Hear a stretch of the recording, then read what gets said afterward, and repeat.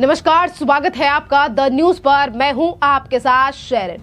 वक्फ bill का विरोध करने वाली विपक्षी पार्टियों को मोदी सरकार ने दिया बड़ा झटका, क्योंकि अब वक्फ बिल बन चुका है कानून और कर दिया गया मोदी सरकार के द्वारा देश में इसे लागू, जिसके बाद अब लगातार बौखलाहट सामने आ रही है तमाम राजनीतिक पार्टियों की। जहां एक तरफ राजनीतिक पार्टी और मुस्लिम संगठनों का कहना है कि मुसलमान इसके खिलाफ सड़कों पर निकल कर करेंगे, धरना प्रदर्शन करेंगे इसका विरोध, तो वहीं दूसरी तरफ all India Muslim Personal Law board ने कर दिया ऐलान कि अब मुसलमान धमकियों से डरने वाला नहीं है। देखिए, आज जिस तरीके से विपक्षी और ये तमाम मुस्लिम राजनीतिक संगठन आज जिस तरीके से राजनीति कर रहे हैं, अब इन तमाम चीजें कुछ भी काम नहीं आने वाली है, क्योंकि कल ही नोटिफिकेशन जारी करके केंद्र सरकार के द्वारा ये अधिसूचना जारी कर दी गई है कि पहले यह बिल दोनों सदनों में कराया गया पास, जिसके बाद देश की राष्ट्रपति महामहिम द्रौपदी मुर्मू, जो कि राष्ट्रपति हैं देश की, उन्होंने सिग्नेचर कर बना दिया इसे कानून और अब इसे देश में लागू कर दिया गया है। देखिए, एक तरफ इस नए कानून को अब देश में लागू कर दिया गया है, जिसके बाद वक्फ की तमाम ताकतों को कर दिया गया है सीमित, जिसके चलते आज तक कभी दिल्ली के ईडन गार्डन, तो कभी ताजमहल, तो कभी अंबानी के घर पर बताया गया था अपना कब्जा और कहा गया था कि ये तो हमारी जमीनें हैं। अब इन तमाम जगहों पर नहीं रहा है कोई भी हक वक्फ बोर्ड का। जिस तरीके से देश की कई जगहों पर अपनी दमदार यानी कि अपना हक बताया गया था वक्फ बोर्ड के द्वारा, पर अब यहाँ पर इस बिल को यानी कि इस कानून को देश में लागू करने के बाद वक्फ बोर्ड की ताकतों को सीमित कर दिया गया है और कहीं ना कहीं अब इसमें भ्रष्टाचार भी कम होगा। और अब आप वक्फ से जुड़ी तमाम जानकारी को गूगल पर भी देख पाएंगे और देख पाएंगे कि कितनी जमीन है और कितनी जमीन का किया जा रहा है सही तरीके से उपयोग। जहां इन तमाम चीजों के ऊपर से पर्दा हटाया गया है, पारदर्शिता लाने का काम केंद्र सरकार के द्वारा किया गया है, पर वहीं दूसरी तरफ ये पारदर्शिता नहीं आ रही है राज कुछ राजनीतिक पार्टियों को। और इसी बीच अब एक बड़ा बयान आ चुका है All India Muslim Personal Law Board का। All India Muslim Personal Law Board के मौलाना सचिव उमरैन महफूज रहमानी बोल रहे हैं कि मुसलमान धमकियों से नहीं डर रहा है और हम इस बिल यानी कि इस कानून को लेकर सरकार को चेतावनी दे रहे हैं कि अब देश का मुसलमान सड़कों पर निकलेगा। इतना ही नहीं कि एक ही नेता या फिर मौलाना के द्वारा ये बयान सामने आया हो, कलवे जवाद जो कि all India Muslim Personal Law Board के मेंबर हैं, उन्होंने तो ये तक कह दिया है कि ये कानून देश के संविधान और लोकतंत्र के खिलाफ है। पहले आप सुनिए कलवे जवाद का ये बयान। तो हम काला कानून कहते हैं ये, और ये जो हमारे जो कॉन्स्टिट्यूशन है उसकी स्पिरिट के अगेंस्ट है और इसमें हमारे जो हकूक़ दिए गए हैं, हमें जो अधिकार दिए गए हैं, उसको वहाँ पर अपने पैरों से रौंदा गया है और कॉन्स्टिट्यूशन की इंसल्ट की गई है। ये कॉन्स्टिट्यूशन की इंसल्ट की गई है।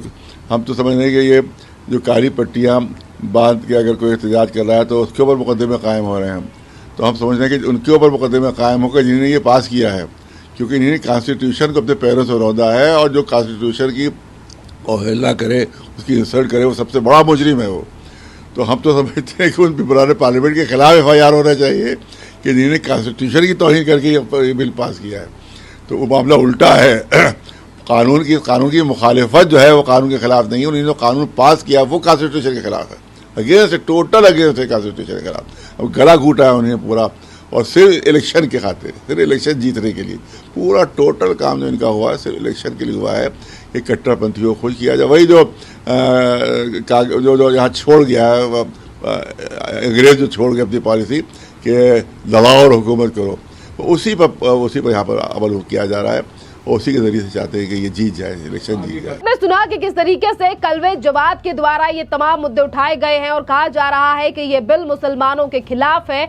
और देखिए, यही राजनीतिक पार्टियां जो कि देश के मुसलमान को बरगलाने का काम कर रही हैं और इनके बरगलाने के चलते ही देश में काफी ज्यादा इस तरीके के दंगे फसाद भी हो रहे हैं। बंगाल से भी तस्वीरें सामने आ रही हैं कि वहां मुर्शिदाबाद में कुछ लोगों ने इसी कानून के विरोध में इतनी ज्यादा आगजनी कर दी है, लोगों की मारपीट तक की वीडियो सामने आ रही है। वहीं मणिपुर में लोग सड़कों पर उतरकर इस बिल का विरोध कर रहे हैं और तमिलनाडु के रामेश्वरम में भी इसके खिलाफ यानी कि इस कानून के खिलाफ धरना प्रदर्शन किया जा रहा है। पर देखिए, सरकार इस कानून को लागू कर चुकी है और पहले ही गृह मंत्री अमित शाह के द्वारा कहा गया है कि अब कानून जो लाया गया है वो वापस नहीं लिया जाएगा। और इससे पहले भी सरकार अपने इस बिल और कानून को लेकर सशक्त रवैया दिखा चुकी है, क्योंकि कई बार तो ऐसा तक हुआ है कि AIMIM के जो अध्यक्ष हैं असदुद्दीन ओवैसी, इन्होंने इसके बिल की कॉपी को भी फाड़ दिया। पर हुआ क्या, नतीजा कुछ भी नहीं निकला। बिल दोनों ही सदनों से पास होकर अब देश में कानून बनकर लागू हो चुका है, जिस पर अब तमाम और भी राजनीतिक नेताओं की बयान सामने आ रही है, यानी कि उनकी भी प्रतिक्रिया सामने आ रही है। जिस पर आपके लिए बता दें कि मुस्लिम स्कॉलर है रेहान अख्तर कासमी, उनका भी बयान सामने आया है और उन्होंने कहा है कि हम उम्मीद करते हैं कि मुसलमानों के संदेह को दूर करने का काम करेगी मोदी सरकार। और देखिए, उन्होंने कहा है कि सरकार को केंद्र सरकार को सेमिनार ऑर्गेनाइज करने चाहिए, जिससे कि आम मुसलमान को पता चल सके कि इससे कितने फायदे होने वाले हैं मुस्लिम के। आप पहले बयान सुनिए रेहान अख्तर कासमी का। देखिए, माइनॉरिटी वेलफेयर मिनिस्ट्री ने आज वक्फ संशोधन बिल को लेकर जो नोटिफिकेशन जारी किया है, मैं समझता हूँ कि दोनों सदनों से पास होकर इस पर बाकायदा जो है प्रेसिडेंट ऑफ इंडिया की भी मोहर लग गई है। अब ये कानून बन गया है और हम उम्मीद करते हैं कि इस कानून में जो अच्छाइयाँ हैं, जो वक्फ को लेके सरकार कह रही है कि इसमें ये प्रोटेक्शन है, वक्फ की प्रॉपर्टीज़ को प्रोटेक्ट करेगा और ये मुसलमानों के हित के लिए है, तो सरकार को चाहिए कि जो संदेह इस वक्फ के सिलसिले में मुसलमानों में अब भी पाया जाता है, उसको मिनिस्ट्री जो है बाकायदा कॉन्फ्रेंस, सेमिनार और लोगों में चर्चा करके इसको जस्टिफाई करे और वक्फ संपत्ति को जो है मजबूत करे, जिसमें शिक्षा की बात हो, हेल्थ की बात हो, स्कॉलरशिप की बात हो और कॉलेजेस और इंस्टीट्यूट बनाने की बात हो। सरकार को अपनी चीज़ों को मजबूती के साथ रखना चाहिए और मुसलमानों में जो शक और शुबह की जो गुंजाइश पाई जाती है उसको दूर करना चाहिए। तो देखिए, जो मुस्लिम स्कॉलर हैं वो तो कह रहे हैं कि प्रधानमंत्री नरेंद्र मोदी की सरकार के द्वारा लाए गए इस कानून से फायदा होगा तो समझाना चाहिए मुसलमानों को। और वहीं दूसरी तरफ अब भारतीय जनता पार्टी के ही प्रवक्ता यानी कि एक मुस्लिम समाज से आने वाले नेता शहजाद पूनावाला का भी बयान सामने आया और उन्होंने विपक्ष को आड़े हाथ लेते हुए कहा है कि वक्फ सिर्फ एक बहाना है, विपक्ष का मकसद सिर्फ देश में आग लगाना है। जिस तरीके से विरोध प्रदर्शन किए जा रहे हैं, पहले आप सुनिए शहजाद पूनावाला का ये बयान। मुर्शिदाबाद में जिस प्रकार की स्थिति हम देख रहे हैं, जैसे आगजनी हुई है, पथराव हुआ है, हिंसा हुई है, सड़कों पर उतरकर कुछ लोग नारे लगा रहे हैं कि हम संविधान में विश्वास नहीं रखते, नहीं मानेंगे संविधान, नहीं मानेंगे संविधान। आज एक बात स्पष्ट हो गई है कि वक्फ केवल बहाना है, देश में दंगे और आग लगाना है और अपनी वोट बैंक की दुकान चलाना है। ये संविधान की बात करने वाले शरिया को प्राथमिकता देते हैं, ये उम्मीद के बदले उम्मा को प्राथमिकता देते हैं, ये डेमोक्रेसी करते हैं पर दंगे पर उतर आते हैं। हमने देखा कि जाहिद सैफी नाम के मुसलमान को भी पीटा गया, एक रिटायर्ड कर्नल को पीटा गया क्योंकि वक्फ का समर्थन कर रहा था, अनेकों लोगों को धमकी दी गई, जम्मू कश्मीर की विधानसभा में हिंसा हो गई। ये संविधान की तो बात करते हैं पर संविधान विरोधी जिस प्रकार के इनके नारे भी रहे हैं और जिस प्रकार के इनका कृत्य भी रहा है, आज प्रधानमंत्री जी ने साफ किया है कि ये वक्फ संशोधन जो है ये सामाजिक न्याय, संविधान की सुरक्षा और सुशासन का सबसे बड़ा साधन है। गरीब मुसलमानों को अपनी ही वक्फ की प्रॉपर्टी से कोई अधिकार नहीं मिल रहा था।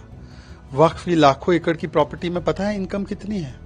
444 रुपए प्रति एकड़, और आमतौर से हजारों लाखों रुपए प्रति एकड़ इनकम आ सकती है। ये पैसा किसके पास जा रहा है? कुछ चंद अशरफी अपर क्लास मुसलमानों के पास, जो राजनेताओं के साथ मिलकर गरीबों की, पसमानदा की, बेवा यतीमों की जमीन हड़प रहे हैं। संविधान की अवहेलना करते हुए वक्त किसी भी प्रॉपर्टी के ऊपर कब्जा कर देता है, कभी ताजमहल पर, कभी ईडन गार्डन पर, कभी पार्लियामेंट पर, 1500 साल पुराना मंदिर पर वक्त कब्जा करता है। आज ये कब्जे की मानसिकता से छुटकारा मिलेगा तो ये संविधान की सुरक्षा का साधन है और भ्रष्टाचार के बदले अब सुशासन की एक नई चैप्टर शुरू होगी पूरे वक्फ एडमिनिस्ट्रेशन में। तो सामाजिक न्याय और संविधान कहने वाले लोग इसका विरोध क्यों कर रहे हैं? क्योंकि उनके मन में केवल संविधान नहीं, केवल वोट बैंक के भाईजान और वोट बैंक की दुकान है। तो आपने देखा कि आज किस तरीके से विपक्ष के जो मकसद है, यानी कि विपक्ष का आज जो दोहरा रवैया है वो लगातार सामने आ रहा है कि एक तरफ कहा जाता है कि हम तो मुसलमान के लिए खड़े हैं, उनके तमाम हितों की रक्षा कर रहे हैं, और वहीं दूसरी तरफ अगर ये कानून लाया गया है कि लागू किया गया है, ये एक्ट देश में लागू किया गया है जिससे एक पारदर्शिता आएगी, मुस्लिम महिला यानी कि मुस्लिम महिलाओं के साथ साथ बोहरा और पसमंदा मुस्लिम समाज को उनका न्याय मिलेगा, पर इसके बावजूद भी किस तरीके से सवाल उठाए जा रहे हैं। और आज विरोध प्रदर्शन करने वाले मुसलमानों को भारतीय जनता पार्टी के नेता यासिर जुलानी के द्वारा भी एक हमला बोला गया है, और इसी के दौरान ये बिल आज जो कानून लागू किया गया है इस पर भी यासिर जुलानी ने कही है कई बड़ी बातें। सुनिए यासिर जुलानी का बयान। अभिनंदन करता हूं, स्वागत करता हूं। जो बात कही इस गवर्नमेंट ने सुधार बिल लाने की, इन्होंने जो अपना कटिबद्ध प्रतिबद्ध जो लोगों के साथ उन्होंने वायदा किया था उसको पूर्ण रूप से निभाया है, और ये खास करके भारत के गरीब मुसलमानों के लिए बेहतरी के लिए बिल है। और धानड्डे और गरीब के बीच की जो खाई थी इस बिल के आने के बाद, इस सुधार बिल के आने के बाद अब कम हो गई। सर, ड्राफ्ट विपक्ष ने सवाल उठाए, उसको विरोध किया, अब कैसे देखते हैं, ये कितनी बड़ी अचीवमेंट मानते हैं विपक्ष के विरोध के बाद भी जो है चीजें सामने? देखिए, विपक्ष हर मुद्दे पे विरोध करता है। हमने देखा वो 3 तलाक, 370, 35 से राम मंदिर, सबका विरोध किया। सरकार दृढ़ इच्छा शक्ति के साथ काम कर रही है और उसने हर सुधार बिल को लाने का अपना जो कर्तव्य बना रखा है उसको वो जमीन पे क्रियान्वित करती रही है। जनमानस, भारत की जनता खुश है, और वक्फ बिल के आने के बाद तो भारत के मुसलमान भी बहुत ज्यादा खुश हैं। जो गरीब, वंचित, शोषित, पीड़ित, बेवा औरतें हैं वो बहुत खुश हैं, और इस सरकार की यही सबसे बड़ी ताकत है कि वो जो कहती है वो करती है। सर, एक सवाल जरूर बनता। देखिए, जम्मू एंड कश्मीर में विधानसभा एक ऐसा पूरी व्यवस्था है जहां पे विरोध करने की ताकत ज्यादा है, क्योंकि सरकार वहां पे उसी लाइक माइंडेड लोगों की है जो सरकार इस तरह के विरोध में हमेशा रहती है। लेकिन उससे कोई फर्क नहीं पड़ना है। जो सरकार ने, सेंट्रल की सरकार ने ठान रखा है वो होगा। आप विरोध करते रहें, हम सुधार करते रहेंगे। आखिरी सवाल औरंगजेब। देखिए, हर आदमी इस लोकतंत्र का अधिकार उसके पास है, संविधान उसे अधिकार देता है, वो अपनी बात को रख सकता है। उसी कड़ी को मंत्री साहब ने बढ़ाया है। ये भारत है, यही तो खूबसूरती है कि आप अपनी बात को कही देते हैं और भारत के लोग उसको सुनते भी हैं, रिएक्ट भी करते हैं, लेकिन अंततः संविधान द्वारा ही सारी चीजें बनाई जाती हैं जो मान्य होती हैं।